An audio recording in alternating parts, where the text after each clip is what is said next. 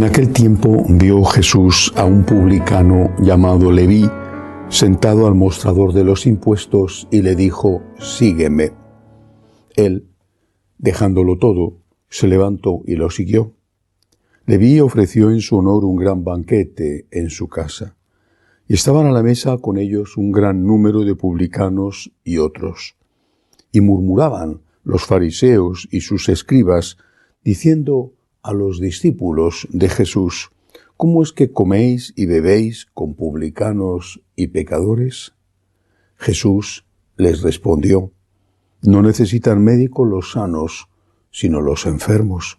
No he venido a llamar a los sanos, a los justos, sino a los pecadores a que se conviertan. Palabra del Señor. Gloria a ti, Señor Jesús.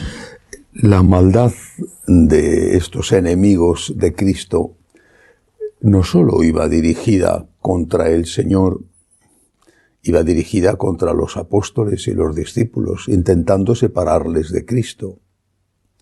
No hablaban con Jesús, diciéndole: ¿Cómo es que comes en esta casa?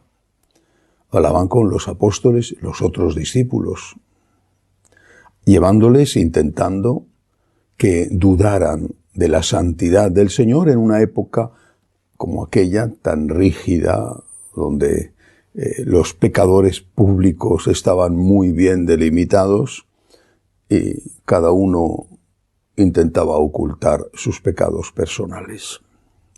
Estaban condenadas las prostitutas, pero no los que iban a usar a esas prostitutas.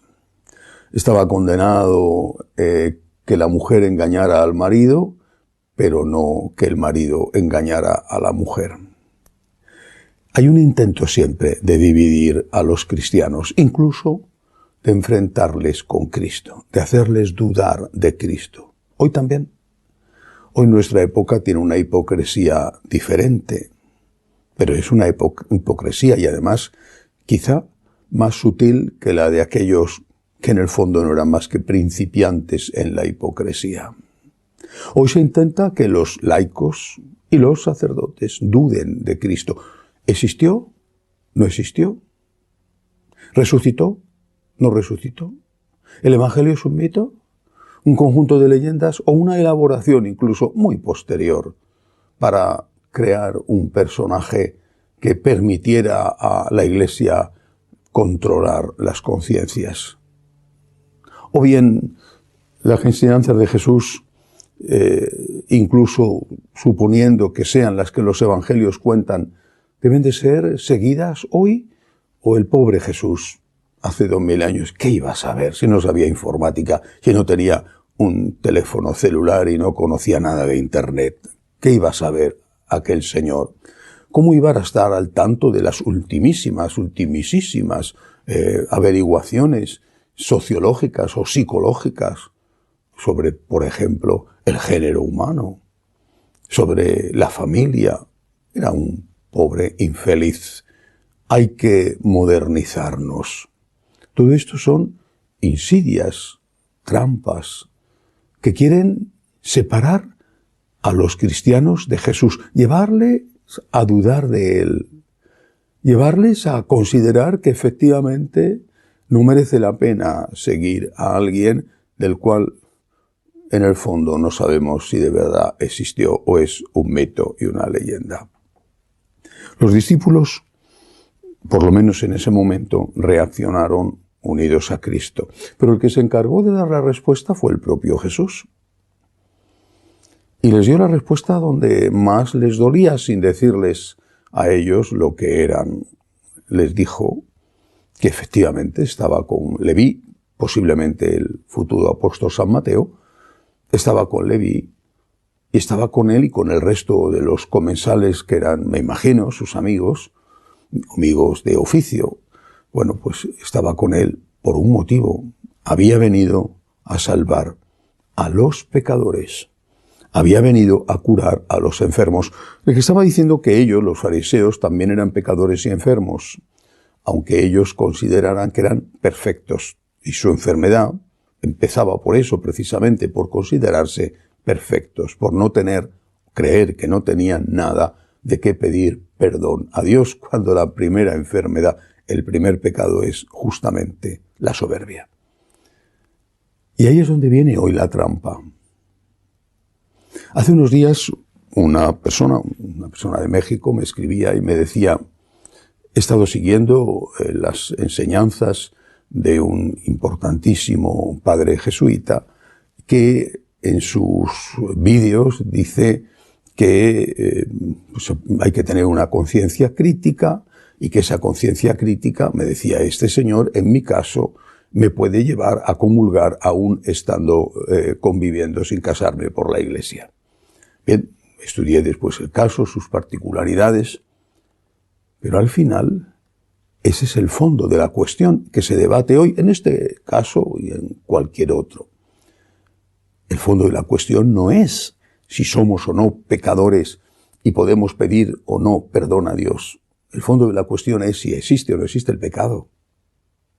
¿Existe la enfermedad? ¿Existe el mal?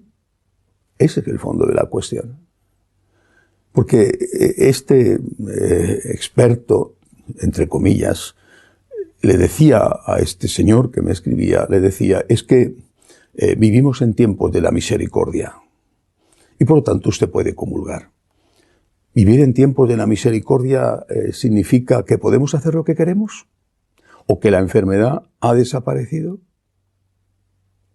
¿Se imagina a alguien que un médico le dijera a un enfermo de cáncer de pulmón que fuma mucho, le dijera, vivimos en tiempos de la misericordia y por lo tanto fuma todo lo que quieras? O le dijera a una persona que tiene un problema de hígado y que bebe mucho, vivimos en tiempos de la misericordia, puedes emborracharte todas las veces que quieras. O una persona que acaba de atropellar a otro porque se ha saltado un semáforo en rojo o un stop, y le dijera el policía que investiga, el juez, le dijera, vivimos en tiempo de la misericordia, puedes atropellar a quien te dé la gana. Nadie se lo imagina esto, ¿verdad? ¿Y por qué los médicos del alma no cumplen su función? Por el contrario, animan a los que cometen pecados a seguir cometiéndolos, a cometerlos incluso más aún, con la excusa de que vivimos en tiempos de la misericordia. Yo le contesté a este señor diciéndole, creo que la primera misericordia que debemos tener es con el propio Cristo. Él es el Dios de la misericordia. Primero tengamos misericordia con Cristo, no ofendiéndole, por ejemplo, comulgando en pecado mortal. Tengamos misericordia con el Dios de la misericordia. Pero es que además, el Señor no le dijo a Leví, San Mateo, no le dijo, estoy aquí contigo, eres un ladrón, pero yo te quiero como eres.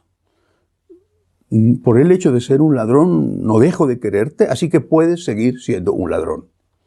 No le dijo eso, ni respondió eso a los fariseos. Dijo, he venido a salvar a los pecadores. No he venido a animar a los pecadores a que sigan siendo pecadores. He venido a salvar a los pecadores, a hacerles ver que les quiero, aún siendo pecadores, les quiero. Pero para que dejen de ser pecadores. No me espanta la enfermedad, pero quiero curar al enfermo. No le digo al enfermo, te quiero, enfermo, ánimo. No intentes curarte. Sigue siendo un enfermo. Incluso si coge más enfermedades, más te querré. Eso no es así.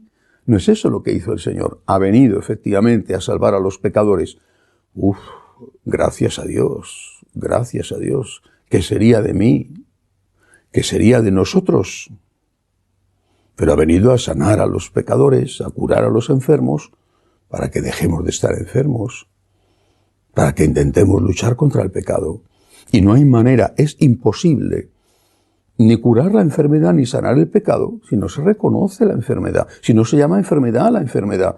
¿Cómo vas a dejar un vicio, el que sea, si no eres consciente de que tienes un vicio? ¿Cómo vas a aplicarte una terapia si no te han hecho un diagnóstico? ¿Cómo vas a dejar de fumar si no te dicen que fumar te hace daño? ¿Cómo vas a curarte de cualquier tipo de mal en el cuerpo si el médico no te dice tiene usted este problema y le va a conducir a un desastre si no intenta poner los medios? ha venido efectivamente a sanar a los pecadores. Gracias a Dios.